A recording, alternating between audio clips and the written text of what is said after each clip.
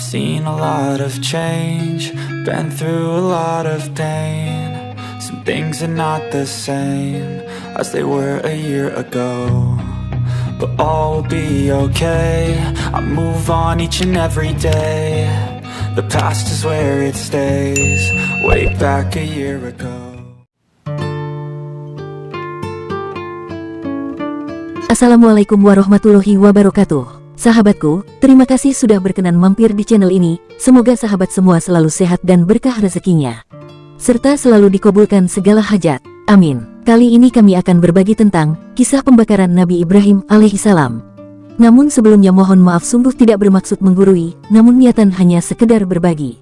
Dan jangan lupa untuk subscribe, like, komen dan share. Sahabatku, mari kita lanjutkan kisahnya. Para penentang Nabi Ibrahim itu tidak mau manusia akan menyembah selain berhala. Mereka pun mengatakan akan menggantung dan akan membakar Ibrahim hidup-hidup. Nabi Ibrahim pun ditangkap lalu disiapkanlah tempat pembakaran. Para penentang itu berkata kepada pengikutnya, "Bakarlah Ibrahim, dan tolonglah Tuhan kalian jika kalian benar-benar menyembahnya." Mereka pun terpengaruh dengan ucapan tersebut. Mereka pun menyiapkan alat-alat untuk membakar Nabi Ibrahim. Tersebarlah berita itu di kerajaan dan di seluruh negeri. Manusia-manusia berdatangan dari berbagai pelosok, dari gunung-gunung, dari berbagai desa, dan dari berbagai kota untuk menyaksikan balasan yang diterima bagi orang yang berani menentang Tuhan berhala, bahkan menghancurkannya. Mereka menggali lubang besar yang dipenuhi kayu-kayu, batu-batu, dan pohon-pohon, lalu mereka menyalakan api di dalamnya. Kemudian mereka mendatangkan manjanik, yaitu suatu alat yang dapat digunakan untuk melempar Nabi Ibrahim ke dalam api sehingga ia jatuh ke dalam lubang api. Mereka meletakkan Nabi Ibrahim setelah mereka mengikat kedua tangannya dan kakinya pada manjanik itu. Api pun mulai menyala dan asapnya mulai membumbung ke langit. Manusia yang melihat peristiwa itu berdiri agak jauh dari galian api itu karena saking panasnya. Lalu, seorang tokoh dukun memerintahkan agar Ibrahim dilepaskan ke dalam api. Tiba-tiba malaikat Jibril berdiri di hadapan Nabi Ibrahim dan bertanya kepadanya, "Wahai Ibrahim, tidakkah engkau memiliki keperluan?" Nabi Ibrahim menjawab, "Aku tidak memerlukan sesuatu darimu." Nabi Ibrahim pun dilepaskan lalu dimasukkan ke dalam kubangan api. Nabi Ibrahim terjatuh dalam api. Api pun mulai mengelilinginya, lalu Allah Subhanahu wa Ta'ala menurunkan perintah kepada api. Allah berfirman, "Wahai api, jadilah engkau dingin dan membawa keselamatan kepada Ibrahim." Quran Surat Al-Anbiya 69. Api pun tunduk kepada perintah Allah Subhanahu wa Ta'ala sehingga ia menjadi dingin dan membawa keselamatan bagi Nabi Ibrahim. Api hanya membakar tali-tali yang mengikat Nabi Ibrahim. Nabi Ibrahim dengan tenang berada di tengah-tengah api seakan-akan beliau duduk di tengah-tengah taman. Beliau memuji Allah Tuhannya dan mengagungkannya.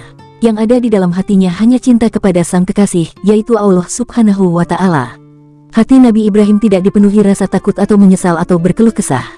Yang ada dalam hati beliau hanya cinta semata. Api pun menjadi damai dan menjadi dingin. Sesungguhnya orang-orang yang cinta kepada Allah tidak akan merasakan ketakutan. Para pembesar dan para dukun mengamat-amati dari jauh betapa panasnya api itu.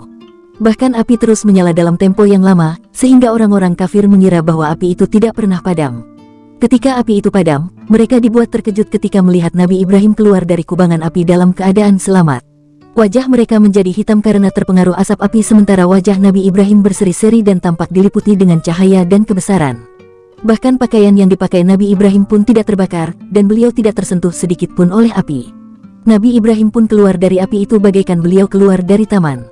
Lalu orang-orang kafir pun berteriak keheranan. Mereka pun mendapatkan kekalahan dan kerugian. Allah berfirman, "Mereka hendak berbuat makar terhadap Ibrahim, maka kami menjadikan mereka itu orang-orang yang paling rugi." Quran Surat Al-Anbiya 70. Al-Quran tidak menceritakan kepada kita tentang usia Nabi Ibrahim saat menghancurkan berhala-berhala kaumnya. Al-Quran juga tidak menceritakan berapa usia beliau saat memikul tanggung jawab dakwah dan menyeru di jalan Allah Subhanahu wa Ta'ala. Melalui pelacakan nas-nas dapat diketahui bahwa Nabi Ibrahim saat itu masih muda belia ketika melakukan peristiwa besar itu. Bukti hal itu adalah ketika para kaumnya mendengar penghancuran berhala, mereka berkata, "Kami mendengar ada seorang pemuda yang mencela berhala-berhala ini yang bernama Ibrahim." Quran Surat Al-Anbiya 60. Setelah Nabi Ibrahim diselamatkan Allah dari pembakaran, maka ketenaran Nabi Ibrahim tersebar di segala penjuru negeri. Manusia mulai ramai-ramai membicarakan mukjizatnya dan keselamatannya dari api. Manusia menyinggung bagaimana sikap raja ketika beradu argumentasi dengan Nabi Ibrahim, dan bagaimana si raja menjadi membisu tak mampu menjawab dan tidak mengetahui apa yang harus dikatakannya. Nabi Ibrahim tetap melanjutkan dakwahnya di jalan Allah. Nabi Ibrahim mencurahkan tenaga dan upayanya untuk membimbing kaumnya. Nabi Ibrahim berusaha menyadarkan mereka dengan berbagai cara. Meskipun beliau sangat cinta dan menyayangi mereka, mereka malah justru marah kepadanya dan malah mengusirnya. Dan tiada yang beriman bersamanya kecuali seorang perempuan dan seorang lelaki. Perempuan itu bernama Sarah yang kemudian menjadi istrinya, sedangkan laki-laki itu adalah Lut yang kemudian menjadi nabi setelahnya. Ketika Nabi Ibrahim mengetahui bahwa tidak seorang pun beriman selain kedua orang tersebut, ia menetapkan untuk berhijrah.